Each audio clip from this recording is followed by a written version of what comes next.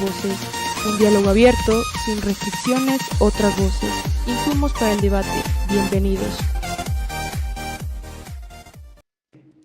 Continuamos aquí en Café Sin Rosca con la tercera entrevista del día hoy, martes 15 de agosto de este convulso 2023. Ahora vamos a entrevistar a José Vallejo. Él es candidato a la Asamblea por la lista Revolución Ciudadana, lista 5, nada más y nada menos que por la provincia fronteriza del Carchi. Bienvenido, José, a Café Sin Rosca. Muy buenos días. Muy buenos días a los amigos, amigas de Café Sin Rosca. Siempre un gusto y un saludo enorme y un abrazo enorme desde el norte de la patria, ¿no? Desde la frontera norte, Carchi, y yo particularmente desde Tulcán. Siempre presto a dialogar con ustedes. Qué linda tierra, Carchi, que nos ha dado tantas satisfacciones en lo deportivo, en lo social, en lo cultural. El territorio de Carchi ha sido tradicionalmente un territorio complejo para la Revolución Ciudadana. En las últimas elecciones no hemos tenido asambleístas en el Carchi. ¿En qué pensaba usted, José, cuando decidió asumir este reto de ser el primer asambleísta electo por Carchi en esta nueva lista RC5? Bueno, Andrés, yo me atrevo a especular un poco. Primero, sí hubo en los 10 años de la Revolución Ciudadana asambleístas de Carchi que llegaron, entre ellos Ulises de la Cruz, por ejemplo. Claro, fue otro momento, ¿no? En otras condiciones, pero después de las dificultades que todos conocemos de RC a nivel nacional, pues claro, Carchi no era la excepción y más bien allí tuvimos que hacer un trabajo de reestructuración, si cabe la expresión, para poder fortalecer un poco. ¿Qué es lo que me animó a mí? Sobre todo las condiciones en las que eh, a nivel nacional nos encontrábamos, ¿no?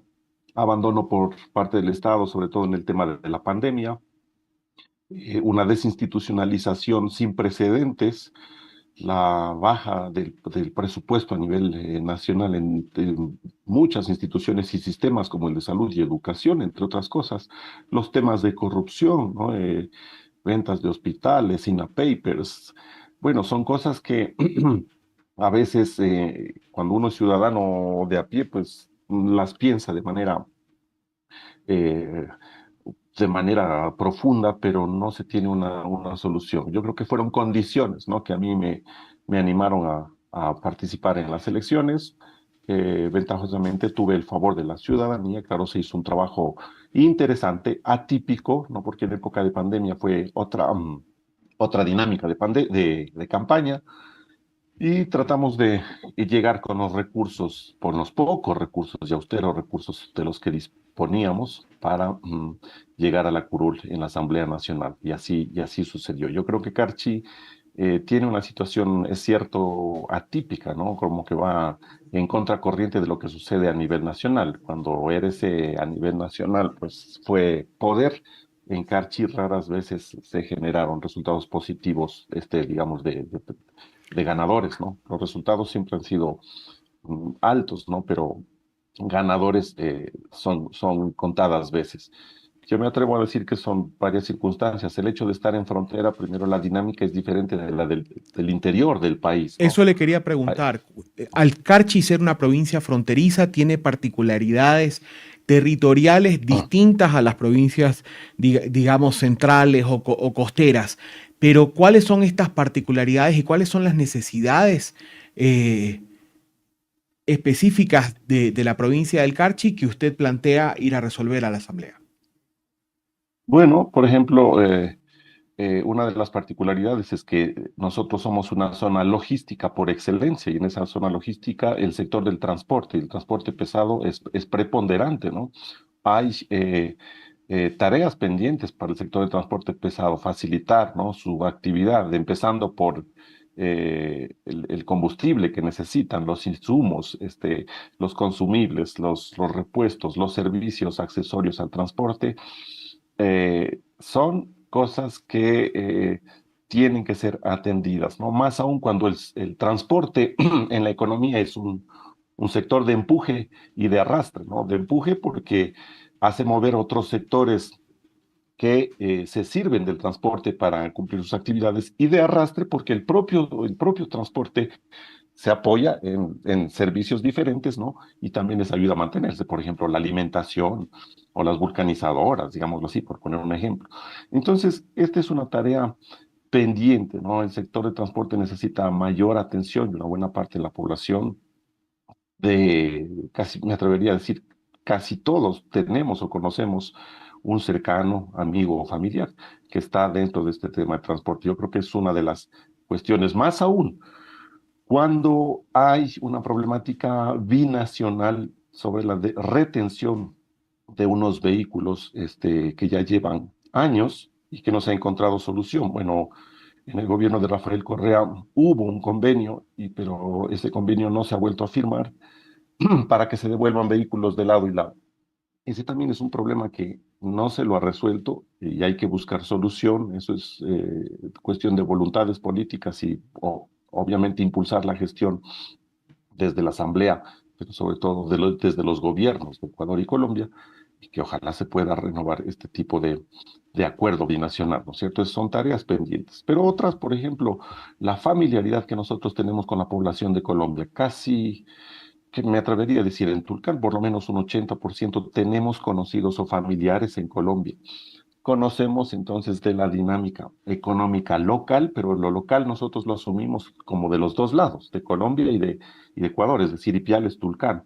Y allí, ¿cuál es el fenómeno? O sea, la falta de trabajo hace que el contrabando sea visto como una oportunidad de trabajo, pero es un contrabando en menores cantidades. Entonces, es un tema también que hay que tratarlo con pinzas, porque no podríamos catalogar a las personas que delinquen, digamos, sino que es una actividad que ha venido sucediendo tradicionalmente por mucho tiempo. Son las leyes que han cambiado y que han hecho que actualmente esa actividad sea considerada como ilegal, pero hace mucho tiempo, desde que empezó esta costumbre, nunca fue percibido como ilegal. Entonces es algo que está arraigado a las personas y algo con lo que tenemos también que encontrar soluciones, ¿no? No se puede decir de un momento a otro que eso es ilegal y que por lo tanto pues debe haber represión y medidas punitivas para quienes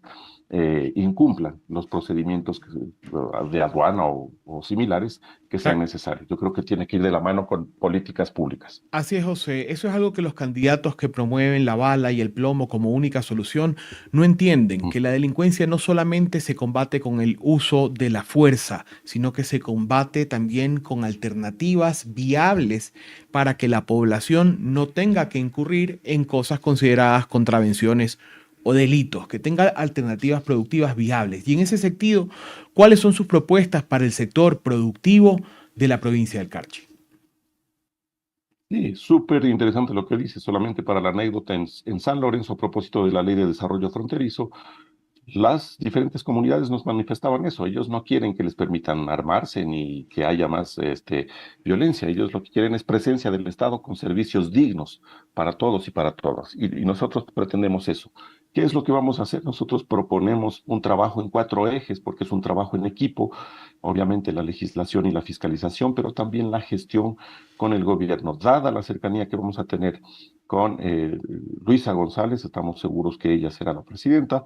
Creo que las cosas van a facilitarse para ser un puente de conexión entre la ciudadanía y el gobierno, si es que es la gestión desde las necesidades ciudadanas, o entre el gobierno y la ciudadanía, si es que es la gestión desde el gobierno. Entonces, creo que es un plus que nosotros ponemos en nuestra propuesta de agenda legislativa. Sin embargo, obviamente tenemos proyectos de ley que los estamos poniendo a consideración. Entre ellos, de los 9 proyectos que yo he presentado, 3 ya están en proceso: el de ciberseguridad y acceso a la verdad de los hechos en plataformas tecnológicas, el de justicia para los páramos y sus habitantes, y un proyecto también con otros colegas, el de gestión comunitaria del agua. A eso, pues desde la comisión en la que yo pertenecí de seguridad, trabajamos en justamente la ley de desarrollo fronterizo, que tiene muchas cosas interesantes para los habitantes de frontera, entre incentivos que son económicos o de otra índole, y que permitirían pues responder a algunas inquietudes que los habitantes tenemos en frontera. Esta ley está en proceso de consulta prelegislativa, pasa esa consulta prelegislativa y ya estaría para debate del segundo pleno, es decir, está en un 80% esa ley. Pero adicionalmente yo propongo nuevas leyes, la de incluir una nueva modalidad de transporte, esto a propósito del sector económico que había dicho es importante en Carchi, es necesario actualizarse. También propongo una ley de precios justos y de sustentabilidad, igual que se hace con el camarón o con el banano, que también se haga con productos agrícolas de los pequeños productores en la sierra, por ejemplo.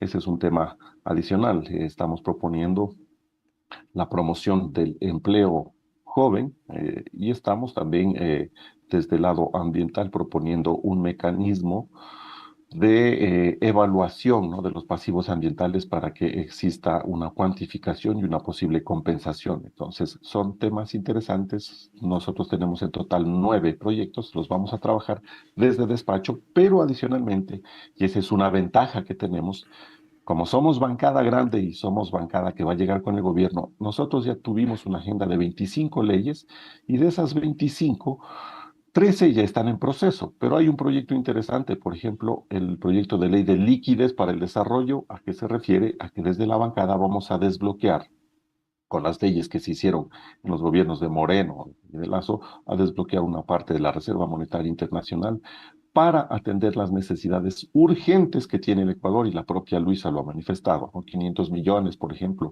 para el sistema de, de seguridad, ¿no?, para la atención inmediata en cuanto se refiere a equipos, municiones, armamentos, entrenamiento, vehículos, entre otras cosas, y pues otros 500 millones, por ejemplo, para acceso a crédito barato y mejorar las condiciones económicas. Son tareas urgentes que las podemos hacer rápidamente porque ya conocemos, ya estuvimos en la asamblea, sabemos qué es lo que hay que hacer, tenemos poco tiempo para reaccionar y yo creo que no es momento ahorita de hacer experimentos ni de dar el voto solo porque se le conoce a una persona, sino porque representa un proyecto político, como es mi caso y el de todos los colegas del RC, porque tenemos efectivamente un proyecto político, somos los únicos candidatos que salimos desde la militancia, desde un proceso, y nuestra candidata a presidenta también, así como Andrés Arauz, y porque tenemos esa experiencia del pasado en cuanto a la planificación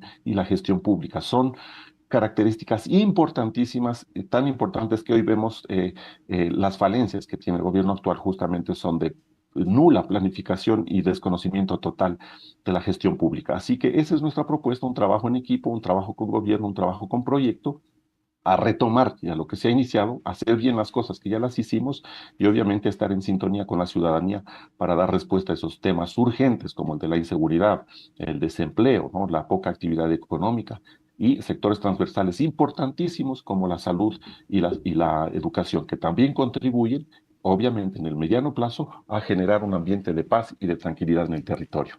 Concuerdo plenamente con usted, José. Qué importante que es la ciudadanía entienda que no solamente tiene que darle el voto a un presidente, sino que tiene que dotarlo de un bloque sólido de asambleístas con proyectos concretos, puntuales, con plazos de ejecución, que conozcan el sector público, que conozcan su funcionamiento para que este gobierno corto de año y medio pueda navegar un mar en calma de la gobernabilidad y podamos recuperar un país que funciona, un país que funcionaba y un país que podría volver a funcionar.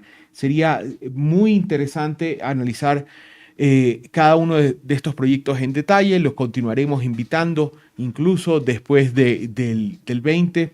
Lo felicito, me gustó muchísimo la manera de exponer cada uno de los puntos. Se nota que ha recorrido el territorio, que viene de un proceso de analizar los problemas. Hay tantos asambleístas que vienen del mundo, no sé, de la farándula, que los ponen porque son conocidos, pero para entender un territorio hay que recorrerlo, para conocer las necesidades del pueblo hay que escuchar, hay que conversar, y eso me queda muy claro que lo ha hecho incluso en esta corta campaña y a través de su experiencia, José. Unas palabras finales para la audiencia de Hoja de Ruta que se escucha a través del Internet, también allá en el norte de la patria, en la provincia del Carchi. Muchas gracias de nuevo, Andrés, y a los amigos y amigas de Hoja de Ruta. Nosotros estamos, a pesar, ¿no?, de las dificultades. Ayer mismo tuvimos la lamentable noticia de el asesinato de un compañero más de nuestro movimiento en Esmeraldas, Pedro Briones, y me uno a su familia en este dolor. Pero digo, incluso en este periodo de dificultades tenemos una luz al final del túnel, tenemos una opción, y esa opción representa una posibilidad de cambio real, porque ya tuvimos el país en nuestras manos y logramos hacer del país el segundo más seguro, ¿no? Vamos a volver a eso, por supuesto.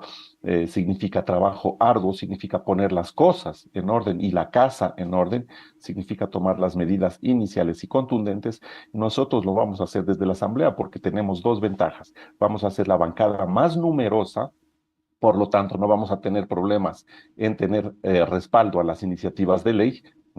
No, que no sucede con un asambleísta que va solito, tiene que buscar ese rato 14 compañeros que le firmen los proyectos de ley, y vamos a tener presencia en todas las comisiones, que es importantísimo también, porque esto permitiría fluidez en el trabajo y en la política pública que necesita el gobierno para dar respuestas a los ciudadanos. Así que el 20 de agosto desde la mañanita y con los 5 sentidos, pues les invitamos a unirse a nuestra propuesta de la Revolución Ciudadana y a votar todo 5. Necesitamos llegar a Asamblea y Gobierno para hacer las cosas de manera rápida y efectiva. Muchas gracias, Andrés, y muchas gracias, amigos y amigas, por escucharme. Muchas gracias, José. Por favor, manténgase a salvo en este periodo tan complejo Muchas gracias. para todos los candidatos y ciudadanos en el Ecuador, porque no son solo los candidatos los que están expuestos, también son miles de ciudadanos los que han fallecido en este periodo tan difícil para el Ecuador. Y esto simplemente se traduce en el abandono del Estado. Muchísimas gracias, José. Continuamos con Café sin Rosca después de un corte comercial.